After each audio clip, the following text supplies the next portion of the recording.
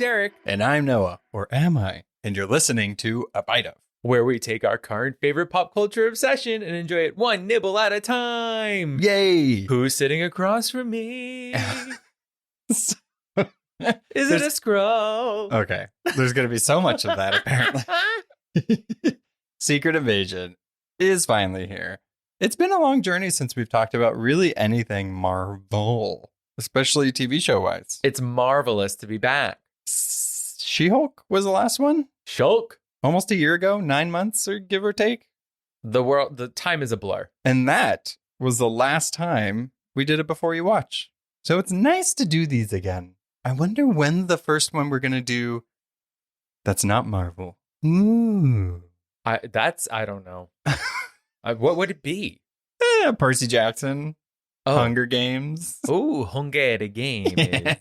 All right, but this is all about Secret Invasion, the newest MCU Disney Plus show. Samuel L. Jackson, Colby Smulders, Martin Freeman, all these great people. Very excited. This episode is to get you and honestly ourselves in the mind of Secret Invasion to get ready. We're going to talk about briefly the comics. Briefly, real quick. You know how comics are. There's too much. There's a lot, but we really narrowed it down to like what we think is the best things now. And I think like out of all of the Marvel things that we've covered so far, this one had a pretty straightforward run. Yeah. I mean, look, honestly, before you watch Secret Invasion, Skrulls, you can stop listening. No, I'm just kidding. But really, I mean, yeah, so there's lots to talk about, but you know, we're going to talk about the MCU. We're going to talk about potential theories. Why is this happening? What's the impact? What could it lead to? All the fun conversations that are not confined to a single episode that we are talking about. So, kicking things off, make sure you follow us on all the social media platforms. Say hi, rate, review, subscribe, do all those normal podcastery, listenery things that you normally would do because it makes us very happy. We like that kind of thing. Be nice to us. Thank you so much. We have a Patreon, $1 a month, $12 for the whole year, exclusive things. We have it is really a steal. It's a Secret Invasion steal.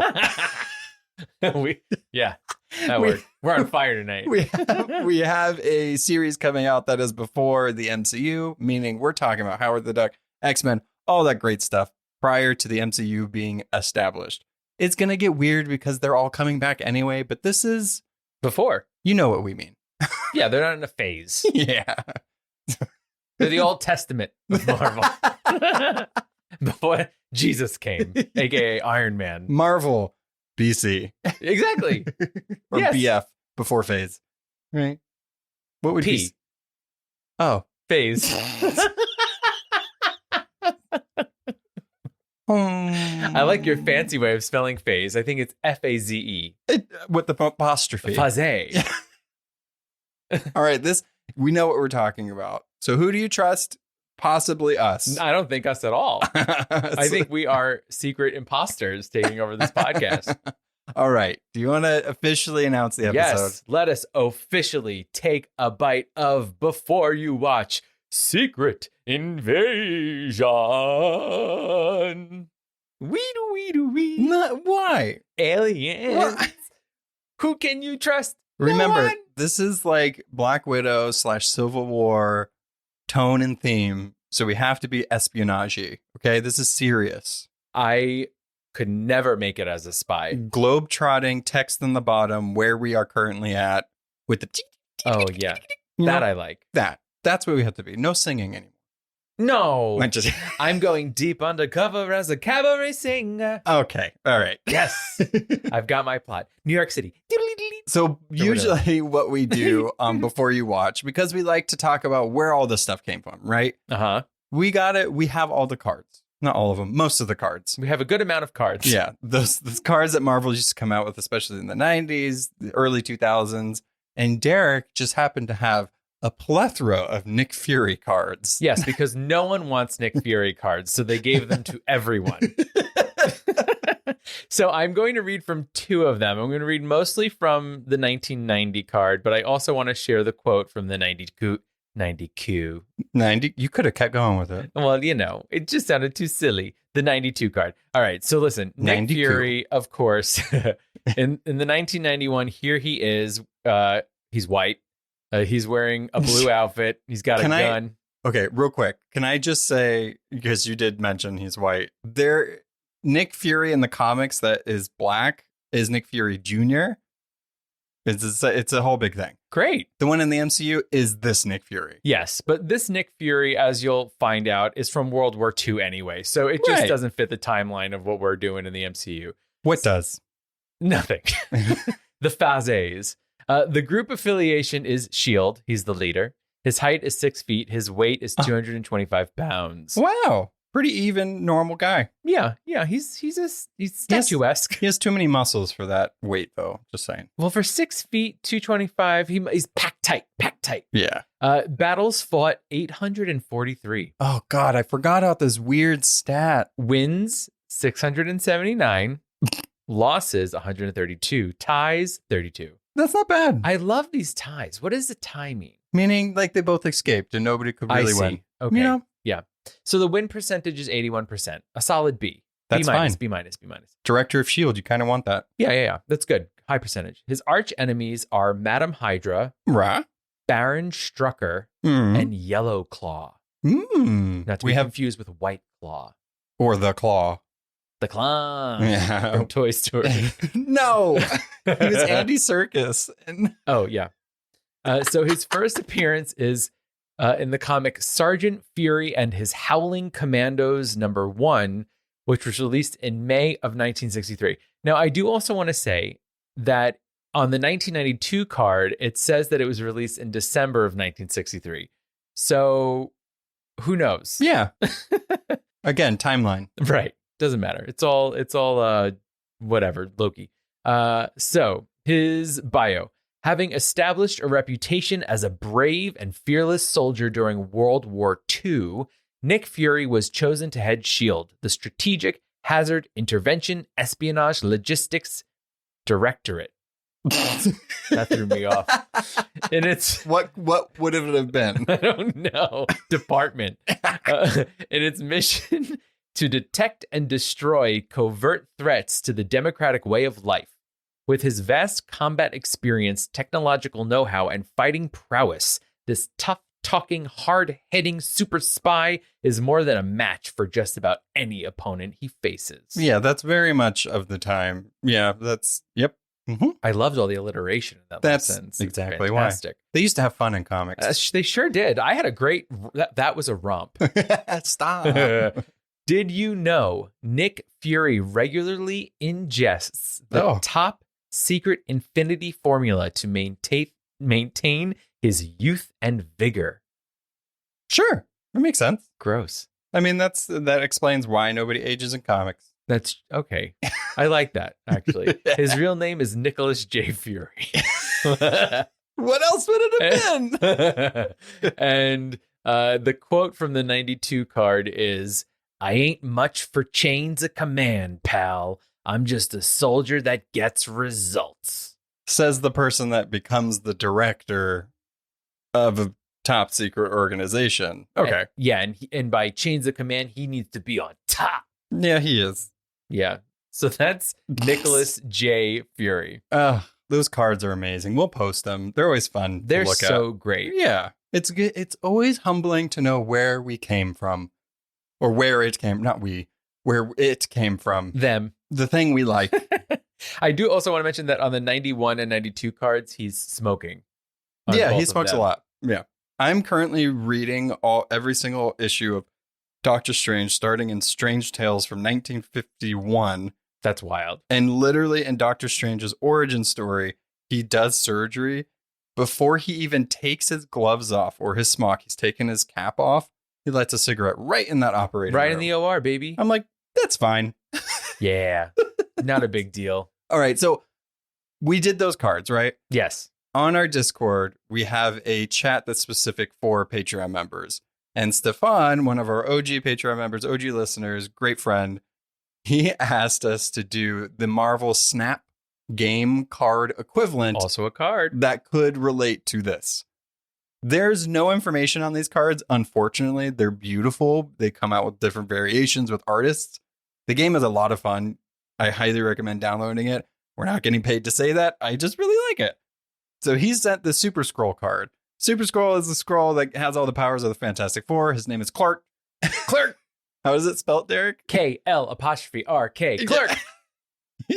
But his card is a 2-power card, and his ability has the ongoing effects of all enemy cards, which, Well, that makes sense. as a Super Skrull, Yeah. you should.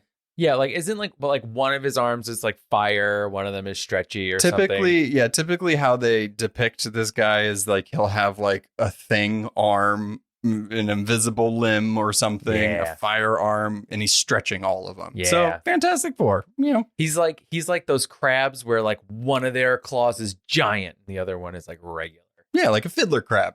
Is that what they are? Yeah, it's like a fiddle. Oh, how fun. Yeah. He plays his little fiddle.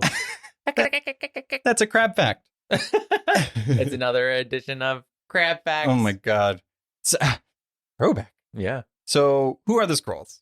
Let's talk about the comic versions of these guys and also how all of this ties into Secret Invasion. Because we want to be prepared. We want to know. Yeah. And Who are don't the you? Skrulls? Don't you want to know? Are you asking me or the audience? No, them. Oh, okay. Well, I'm looking at you, talking to them. So they first appeared in Fantastic Four #2. They go all the way back Wow. to the Marvel's first family, like their first comics. And that was in 1962, created by Stan Lee and Jack Kirby, the gods of Marvel and comics in general. The Skrulls were inspired by Cold War paranoia and communist infiltration fears, which a lot of the characters in comics come from real life political means or socioeconomical means or anything like that. And I love that the paranoia, they created these aliens that could shapeshift into anyone. It was like the Red Scare made the Green Scare of the Skrulls, basically. Yeah, exactly. They posed as the Fantastic Four to create chaos and prepare for an invasion of Earth.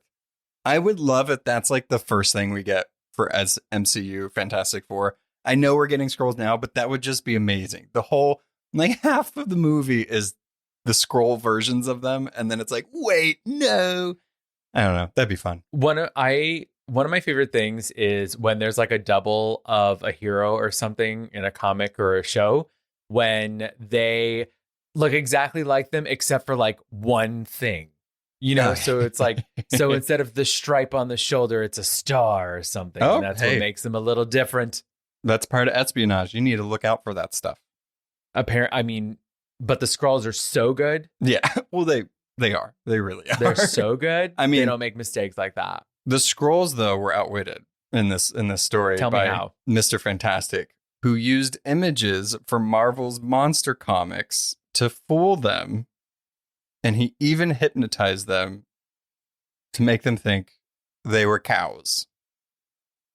That took a turn that I was not ready for. It is it's so early Marvel. It's so Stan Lee. It's so like, of course that is. Why cows? Why not? Because they just eat grass and moo, and you can tip them over.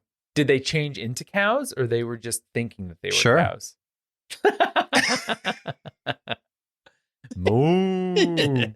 So from there, the Skrulls became a very significant cosmic threat when the Super Skrull, or combined with all the powers of Fantastic Four, was sent to Earth for revenge. So that's where Clark comes in, and he's really a big foe to the Fantastic Four and the greater Marvel heroes going forward. He's kind of like an experiment of when they're like, oh, they have superpowers that our shapeshifting isn't enough. Let's experiment. And that's Clark how he was came. Born. Right. But they're not all that way. So you have to kind of undergo this thing or clone Clark, which has happened. So that way you have different and multiple of Super Skrulls. So sure. Yeah. And it's not something like where they need a piece of your hair or something. No, they can just do it. They could just do it. Yeah, they could just do it. So all of this really led to, and we found out about this in Captain Marvel, the movie. It's the conflict between the Skrulls and the Kree. They're the two alien races that are always at conflict with each other. Who's right? Who's wrong? It's really up for you to decide. A lot of times it's one or the other, depending on who is writing the story. the war in that one had Captain Marvel, the first hero that had Captain Marvel as a name, and brought together all of the heroes of the Golden Age and humans and everything to fight them. So that's really where the Skrulls came from. It all led to that, and they're still around. And here they are wreaking havoc still. And here they are. But one of the biggest things and the namesake for the show is actually of a comic with the same name. Exactly. So in 2008, Brian Michael Bendis wrote an 8-issue run of Secret Invasion. Thank you, Brian Michael Bendis, for Miles Morales.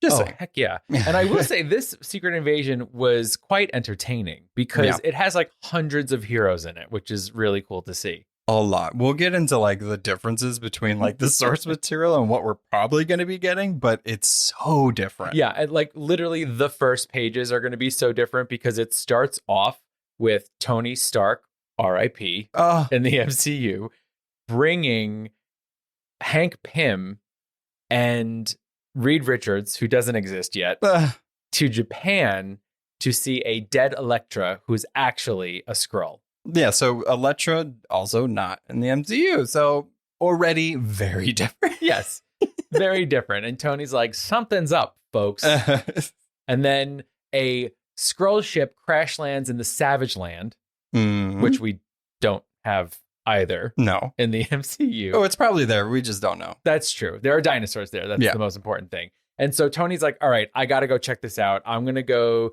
get the Avengers to go. And then Spider-Woman gives Luke Cage a call because he is, who is he? The leader of the new Avengers. Mm-hmm. And she's like, you got to check this out. And they're like, okay. So they all fly there. And when this ship opens that crashed in the Savage Land, it actually releases a whole slew of like golden era versions of the heroes. This it's so cool because like reading the comics or like looking at it from when this is all done, right? We had Civil War, the first Civil War, which had Captain America and Tony Stark up against each other because of the Sokovia Accords, which is funny because in the MCU, we've already gotten that. And in the comics, the Sokovia Accords, you had to register yourself as a super powered person, essentially making the government / this entity keeping tabs on you. Mm-hmm. Like if you were going to practice superheroism and you had powers, you had to register. And so from Civil War, even after that, it created fractions of people that did register, like Tony and his people, and some people that didn't, which are like the Young Avengers and all of those people. So that led into Secret Invasion, which then this leads into another major event. So like for a good like years, we had huge big events in the comics, and Secret Invasion kind of like catapulted a lot of the stuff. But bringing back Golden Age heroes was so cool because they had their original costumes too. Yes. Yeah. So like so Luke Cage, who is leading one faction of the Avengers, is dressed all in black, and he sees like OG Luke Cage come out in his headband and yellow like button down shirt. Power Man. Yes. So good. And then like Hawkeye is there, who's Ronin right now. Yeah. But like OG Hawkeye comes out and he's dressed in purple. Yeah. So they're like, something is wrong here. So it's weird that these two factions of Avengers who don't necessarily get along now have like this common enemy. Yeah, coming out of this ship. Yeah, this comic did a really good job. Brian Michael Bendis did a good job of as the issues go on and more people that are revealed as Skrulls, it gets more and more. You feel the paranoia. You're like, okay, okay, so who can I trust? And that's kind of the whole theme, right? It's right. Like, you can't, or you can trust people to a certain extent, but not fully. It's very interesting. And then for them to throw other versions of these heroes in the smack dab middle of them is just so good. That's smart on their part. It's very smart. And even like the people who you originate the storyline with, like Hank Pym actually turns out to be a Skrull. Yeah. So when he's left alone with Reed Richards, he actually takes him captive. Yeah, he like makes him explode into like putty. Yeah, and then they put him in like this crazy Skrull torture device that's just like fully stretching him out. It's pretty brutal. We even have a moment when we think that Tony Stark might be his Skrull, but Spider-Woman is just playing games with him. I like that one because Spider-Woman does turn out to be like the queen that's really running all this stuff. And I liked that because they injected Tony with like the Skrull virus, him in his head, he keeps questioning, wait, I probably am a Skrull. Like, I don't, am I not a Skrull? Yeah. I'm not. I am. I'm not. And it's so cool because you're seeing a character in the comics deal with that paranoia while all this other shit is happening. It's crazy. It's really crazy because part of it is he's falling apart a little bit because his suit has fallen apart because human Jarvis, I say human Jarvis because in the MCU he was a computer system. Yeah, in the comics he was a human. He was a human, but he's actually a Skrull in disguise. Yeah. He releases an alien virus that shuts down like everything. The whole global defense system. Yes. So everything. Stark Enterprises down. Tony Stark's suit down. The prisons of the Raft and the Cube down. The SHIELD helicarrier falling from the sky. Yeah. A bomb blows up on Sword's space station. It's just like everything is going haywire. Oh, yeah. At the same time, Sue Storm, easy breezy, beautiful blonde, Sue Storm, she walks into the Baxter building and her brother and her kids are like, hey, hi. And she's like, middle fingers. She walks to the back and she opens up a portal to the negative zone, which blasts the Baxter building. Guys, okay, you might not know, or you might know, I love the Fantastic Four. When I read that for the first time, even though I knew something was up with Sue, I was shook. I'm like, they are children. Yeah. What is happening? Yeah. I don't like this one bit. Brian Michael Bendis, when he has a good story, he will go far. He'll go far. Yeah. And he went far. Well, but it makes it really fun. Right. It makes it so fun. Right. It's not like what the cards we just read where he's like the dynamic howling commandos and they did it. It's like, no, everybody's in trouble. I enjoyed at the beginning of all of these issues. They, of course, give you like a little summary of what happened in the issue before it. Right. But around the summary is a border of like all of the characters that you've met, or most of them. And the ones that have a little tiny green border around their photo are Skrulls. Yeah. So it's like the people that you've learned are Skrulls and already. It keeps growing. Yes. Yeah. So basically all hell breaks loose. No one can be trusted. The Skrulls have infiltrated all of the mightiest groups.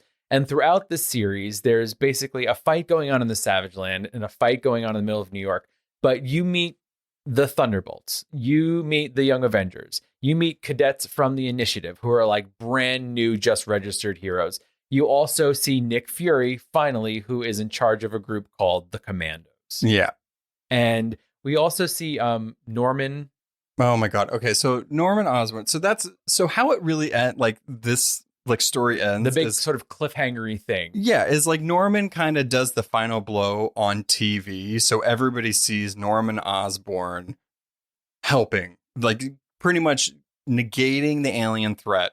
And so even though the Avengers and all these people literally did everything else, and after that have to go into space and destroy the spaceship up there, so he gets all the credit. And so that hot off the heels of the Sokovia Accords and people not really trusting superpowered people and doing this, Norman is really set up into a particular and precarious position of power. Yeah. Where he's more accepted in the public. And that's what starts the Dark Reign story event after this, where it's like Dark Avengers and Norman Osborn versus. It's crazy. It's very good. I highly recommend reading all of these because they're just wild. They're so wild. At the end of this, you see him like sitting with Dr. Doom and some of the bigger evils, and you're like, uh-oh, that's not good. Yeah. I do also want to point out that in the comics, there are sort of 3 women that really lend themselves to helping save the day. Oh, this entire thing. Are you going to say who I think you are? I don't know. Well, okay, one of them is Black Widow. Okay, right. Yeah, so she's in the Savage Land and she's like shooting all the Skrulls. She's like, Tony, she's trying to brainwash you. Bow, bow, bow, bow. She like snaps Tony out of it. Yeah, and then it's like, here's some adrenaline. It's going to hurt. Yeah, basically. The second person is Agent Brand. Oh, yes. She's this like really cool green lady. Oh, so good. And Sword, yes. So she's from Sword. She's on the ship when it blows up, but she's like in a protective bubble. She's the one who frees Reed Richards, who ends up creating the device that can tell who's a Skrull or not. So she really helps it. And the other one is Maria Hill. Yay. So she's part of the helicarrier crew. She goes against Jarvis. There is another weird thing that happens in this comic that's left as another cliffhanger, in that Jessica Jones leaves her baby with Skrull Jarvis. She doesn't know. She doesn't know. She doesn't know that he's a Skrull. Yeah, so baby Danielle gets left with the Skrull. I didn't realize that you don't know what happened. No, I don't know what happened. Yeah, so a lot of that, because Jessica Jones in the comics is married to Luke Cage, and they have a baby named Danielle. Adorable. They leave the baby with Jarvis. Prior to this, like, Jessica Jones and Luke Cage have kind of not been in the vigilante thing because they're raising a child. So she leaves it with Jarvis, who's a trusted person. While all this fighting is happening, you find out he's a Skrull, and you're like, oh shit, Danielle's with him. So comics after this leading to Dark Reign is partly Luke Cage trying to get his daughter back. Mm-hmm. It's insane. It's so, like, the heart pumping just keeps happening. Like, it's like so much tension. So good. I thought you were going to mention Janet, the Wasp. Oh, yes. No, I should mention So Hank Pym is a Skrull. that. Skrull. And prior to this, he injected her with something in case they needed to go back to regular size. Why would she think other than that? Because that's what they do. They go big, they go small. Turns out he like injected her with something that would make her blow up. It was like a bio weapon. She became a bomb. Yeah. She like exploded all of this like black stuff everywhere. And when I tell you, like, the Wasp, Janet is an OG Avenger, OG character. So, like, for Brian Michael Bendis to make her explode, He axed her. so sad. Yeah, I guess that is fair. I shared the 3 women who helped thing, but he does kill a lot of women in this. Yeah. He also kills Mockingbird.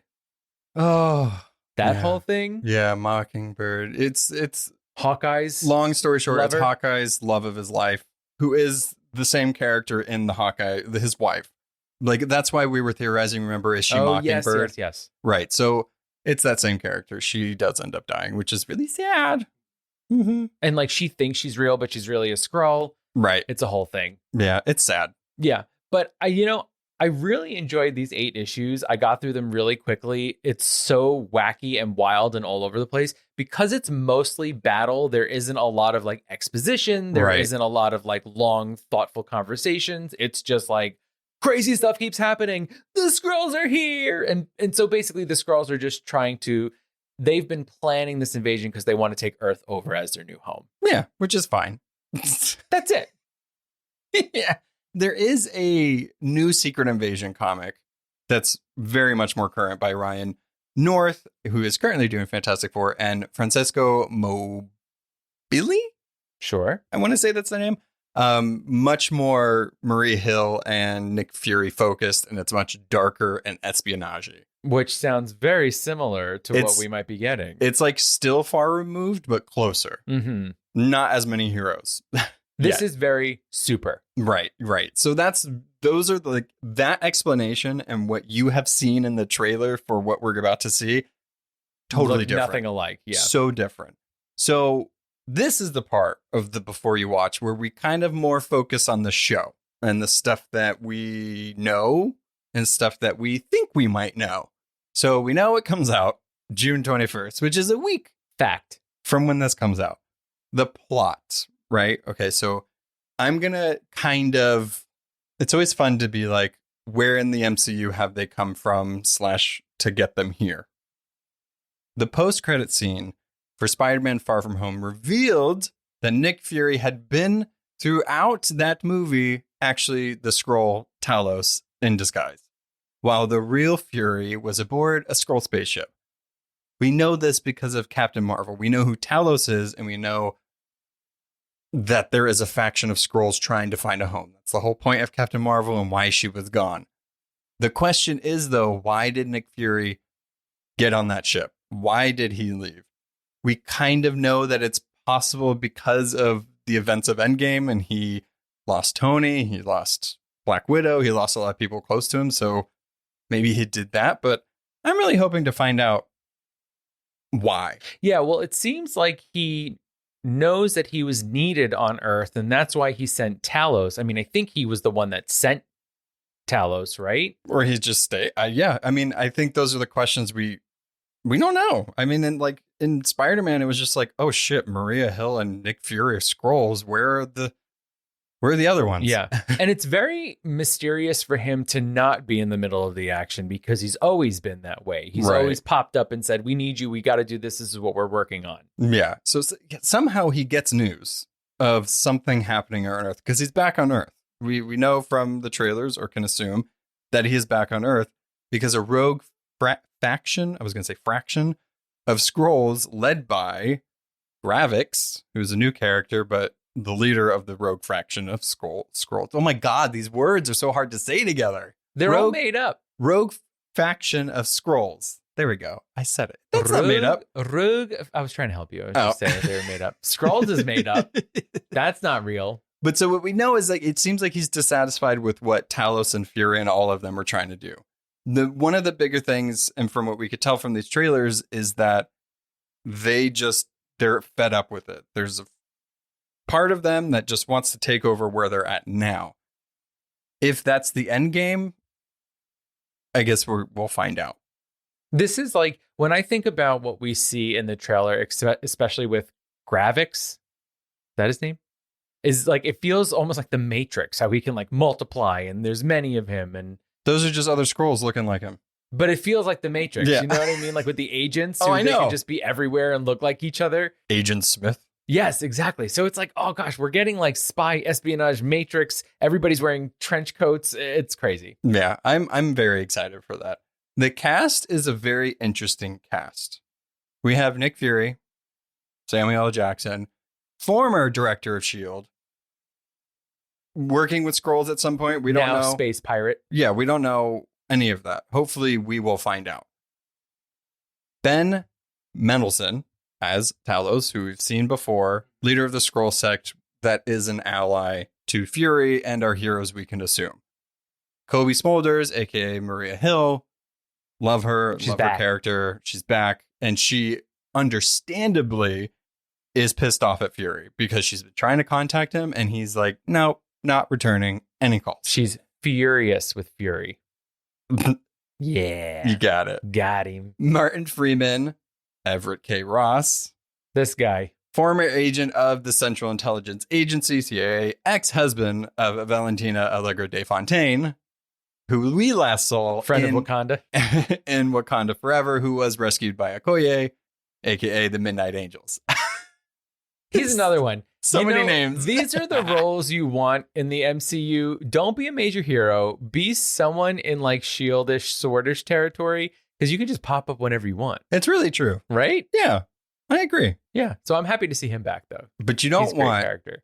Kingsley Ben-Adir's role as Gravik because He might be dead by the he end might of be this. dead. So he's the leader. And what I'm really curious about is if you remember in the trailers, so you know how we talked about Super Skrulls? I do remember that.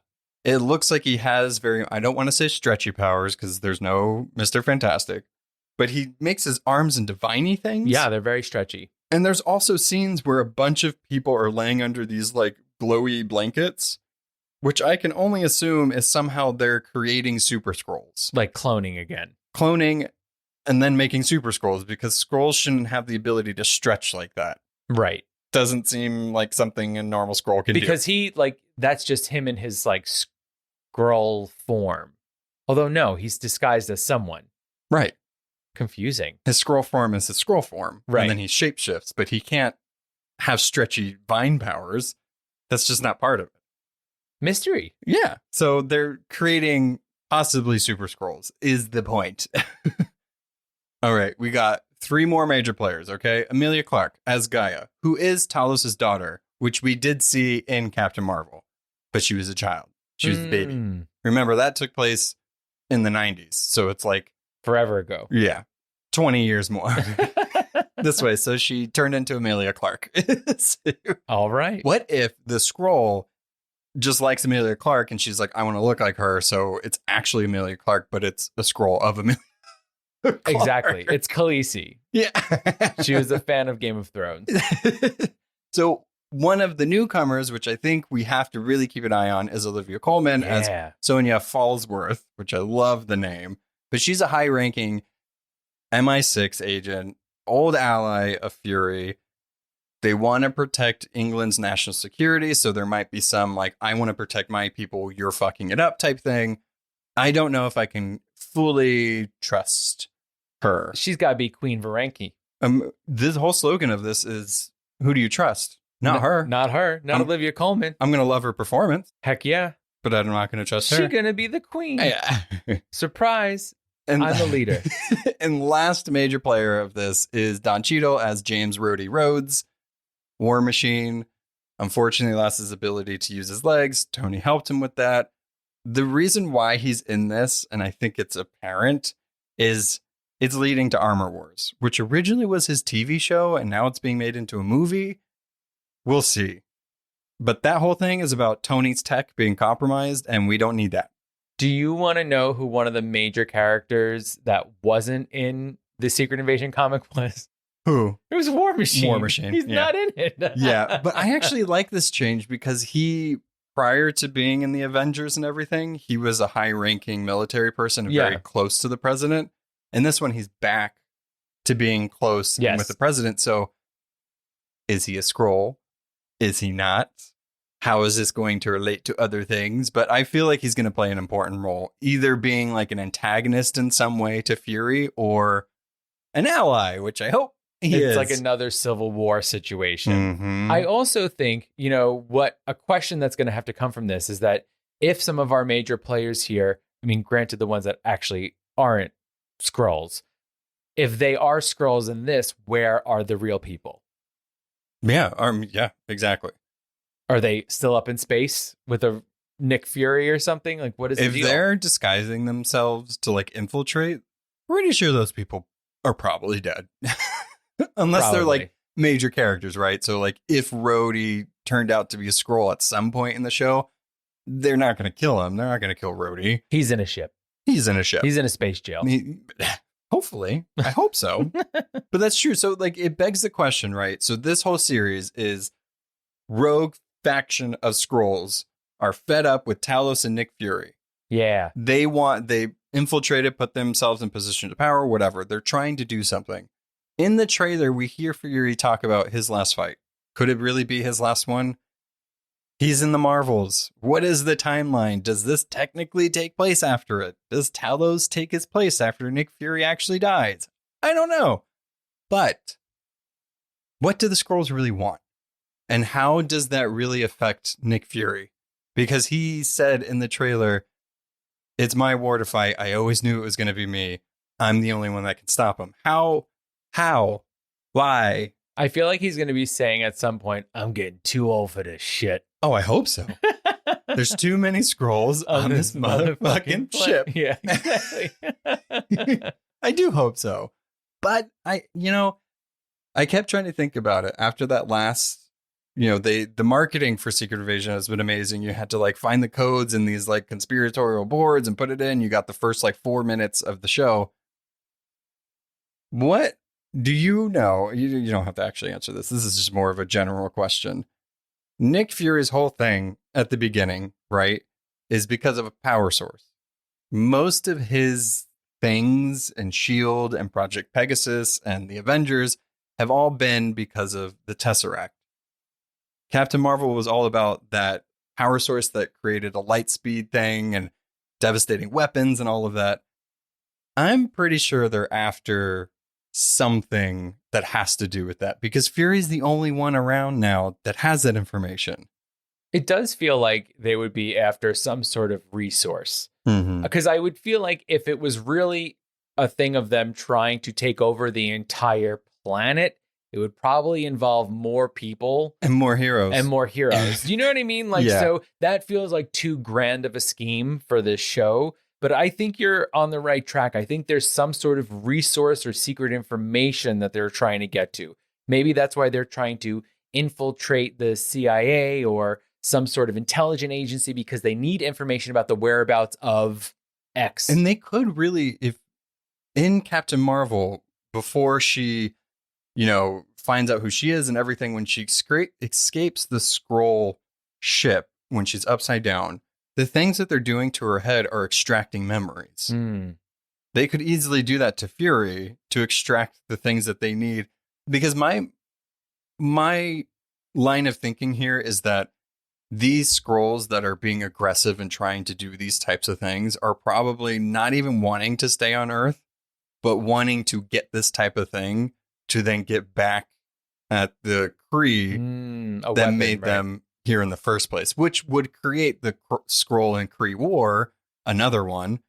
but it could further a conflict that Captain Marvel might be a part of. I was just going to say, I wonder if they're even trying to find Captain Marvel.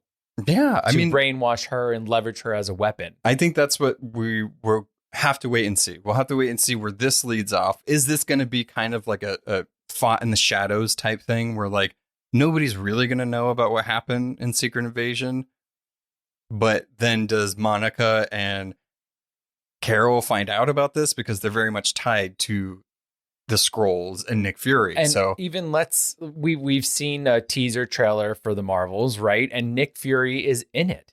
So when does that even take place in conjunction to Secret Invasion? That's why I was curious of Nick Fury saying it's his last fight. It sounds very much like dying words and a thing. And is the Nick Fury that we see in the Marvels Talos? Because he's been posing as him already. So it makes sense that he's very comfortable being Fury and he just wants to continue his friend's legacy in that way. I think at this point, it really could be anything. But I don't believe that the Skrulls just want to make Earth their home. It might be a point that they want to do, but I don't see that as the end game. They're like, this crap hole? Yeah. No thanks. Yeah. Too many battles in here. Have you seen Grand Central Station? It's a mess. The Avengers ruined it every year. It's terrible. Did. Starting with the Shi'ar ship and all that in Avengers 1. I don't. It's too much. Remember Hawkeye? Remember that whole mamma jamma? She saw that shit falling apart too. Yeah. It's a mess. So this show, I really feel like could lead into other things, bigger things than what the show is going to showcase, right? The comics is much bigger, much grander. I was a little disappointed when I found out at first it was going to be spy espionage, very more globe-trotting, self-contained almost, because I want that Secret Invasion that we got in the comics. But I guess I have to wait for something bigger. I mean, the Secret Invasion in the comics definitely feels sort of like an end game type situation, right? Where all of the heroes are there fighting. I mean, and we're just not going to get that in this. So it's going to feel more X-Files. We could possibly get it in a different way. Secret Wars is like the last Avengers movie of this saga. So it's like we could get something like it. And I put that in quotes, just in a different way. Like the Skrulls could be involved. Doesn't have to be exactly what happened in Secret Invasion. So I don't know. I think they're still figuring. And, you know, I always love when we get surprise character appearances. So I'm hoping that we get some people. I don't even know showing up. Who would show up in this that is alive that would fit? I mean, like Captain America could show up in this. Yeah. He's gone. No, he's not. New Captain America. Oh, I was like, Derek. Steve Rogers is gone. I mean, right? Because where's he been for a while? Oh, yeah. That's true. Right. So this is coined as present day. I don't know.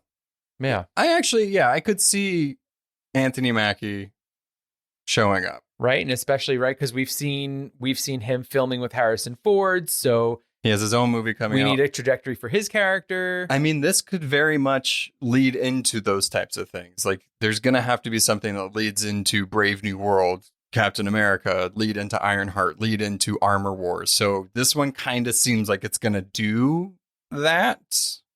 I don't know. I feel like Tony's tech is very much going to be vulnerable at some point after this, and we'll just have to see if his legacy is protected.